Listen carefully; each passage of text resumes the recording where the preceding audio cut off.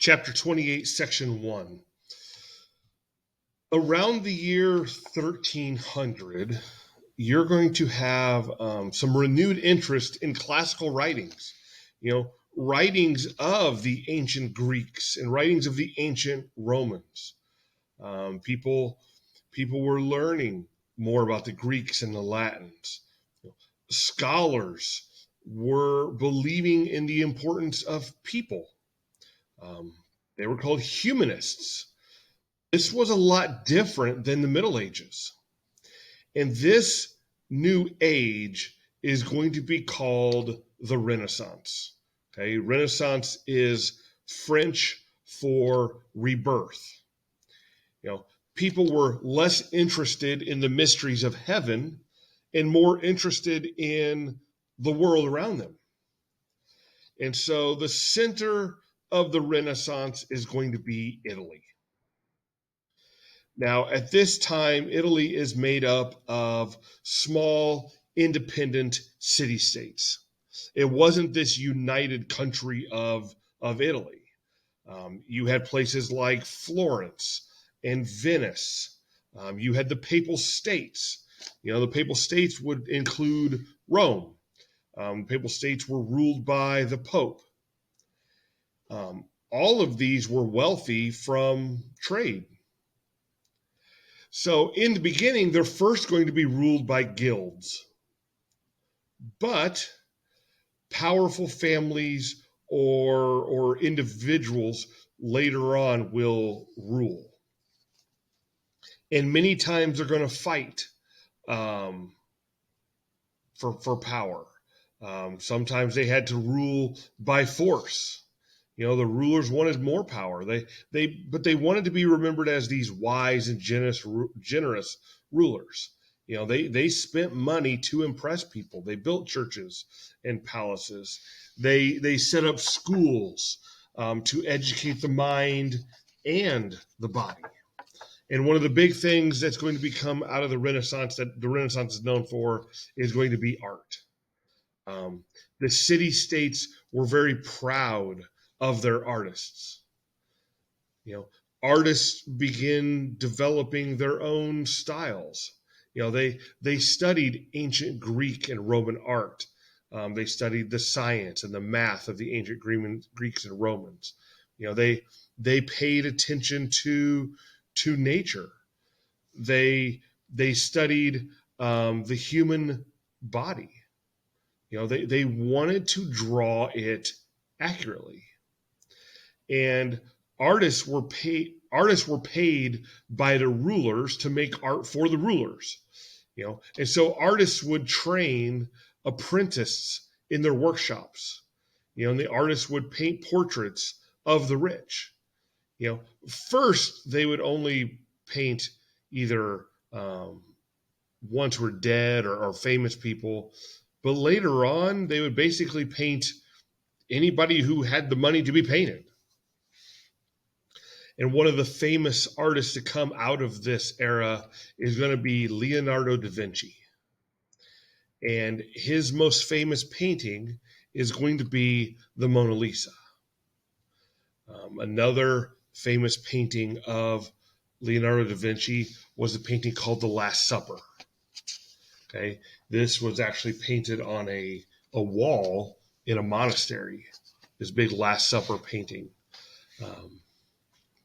Da Vinci wasn't just an artist, though.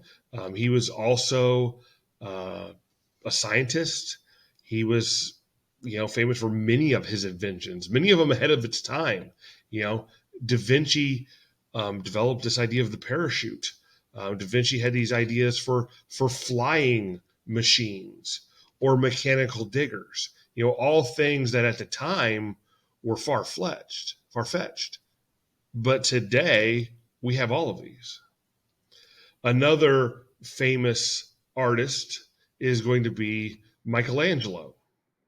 Michelangelo painted the ceiling and the wall of the Sistine Chapel. Michelangelo also painted Pieta. Not painted, that's sculpted. He sculpted Pieta. He painted large muscular figures in the sense of motion.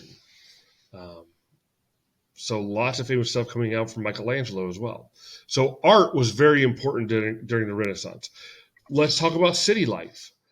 City life during the Renaissance, you're talking very narrow streets, open sewers in the middle to try and drain the waste away.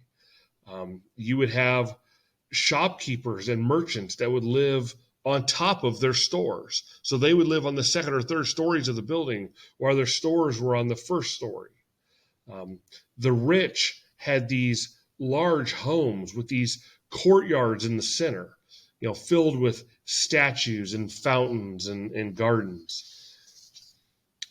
Most people, though, weren't rich. Most people were poor, and they lived in rundown areas of the city. The center of city life was the piazza. This was the central square. There would be markets there. You would go there and hang out with your friends. There would be parades and ceremonies, all these different things happening in the piazza. Um, Families during this time period were very close. A lot of times they lived close by each other. You're talking a time period where marriages were arranged. The woman was at home and the men were out working. Um, as far as clothing goes, the men would wear these um, tights and tunics, and sometimes they would have these cloaks or these capes that they would wear with it. Women, on the other hand, women wore these simple flowing dresses, and usually they had these tight bodices that would be strung together to hold their figure just how they wanted it. As far as the rich go, the rich wore really bright colors, and they would wear expensive silks and velvets, trimmed out with fur and places like that. So let's talk about some of these powerful city states. The Italian Renaissance is going to begin in Florence. This is where the Renaissance begins. Um, Florence is ruled by the Medici family. So the Medici family rules Florence, and Lorenzo de' Medici became ruler in 1478. And he's going to make the city of Florence. He made the city a center of art and learning. Artists and poets and philosophers and all the such. They flock there. They want his support. Lorenzo was called the Magnificent. But around the year 1490, trade starts to decline in Florence. And there starts to be complaints that Lorenzo's spending too much money. And the poor are complaining that they don't have enough housing and there's not enough food. Savonarola was a monk who claimed that the Medicis ruled unjustly. And people begin to support him. And he's going to overthrow the Medicis in 1494. But the thing is, Savonarola was strict. He thought these Renaissance ideas, these new ideas, they were hurting Florence. And so government under him does away with parties and gambling and swearing and horse racing. His supporters burned paintings. They burned fancy clothes and instruments and books. By 1498, people are tired of Savonarola's strictness, and he's actually hanged for heresy. And the Medicis are able to return back to power, but Florence never was as great as it once was before this. Down there in the Papal States, okay, where you would find Rome, where you would find the Pope, in the 13 and 1400s, the Pope's power starts to decline. But the popes still wanted the kings to know the power of the churches. So they would build these large churches and palaces in Rome. They'd have these wonderful piazzas and these wide streets built. And most of these popes aren't going to be very religious at all. They rule more like kings. They would send out representatives and collect taxes, and they would make their own money, and they raised armies and fought wars like a king. In 1492, Rodrigo Borgia becomes Pope Alexander VI. Of course, the way he became Pope was he bribed the cardinals to vote for him to be Pope because he wanted his family to rule central Italy. He had a daughter, Lucretia. She marries a noble and is just known for the parties that she would throw. She was also known for poisoning her enemies. Pope Alexander VI is going to raise a very expensive army for his favorite son, Caesar. And he's going to have this army take over many of the central Italian towns. But Caesar loses all of them when Pope Alexander VI dies in 1503. But by this time, Rome has replaced Florence as the center of the Renaissance. From there, let's go to Venice. The Renaissance is going to reach Venice in the late 1500s.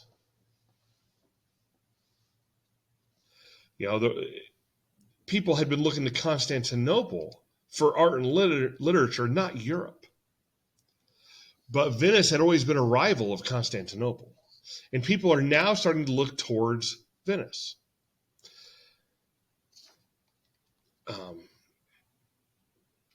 So, even remember that Venice, when it tried to fund one of those crusades, it basically told the fighters, hey, you got to stop and you got to, beat up Constantinople on your way to the Holy Land. So they weren't friendly cities with each other.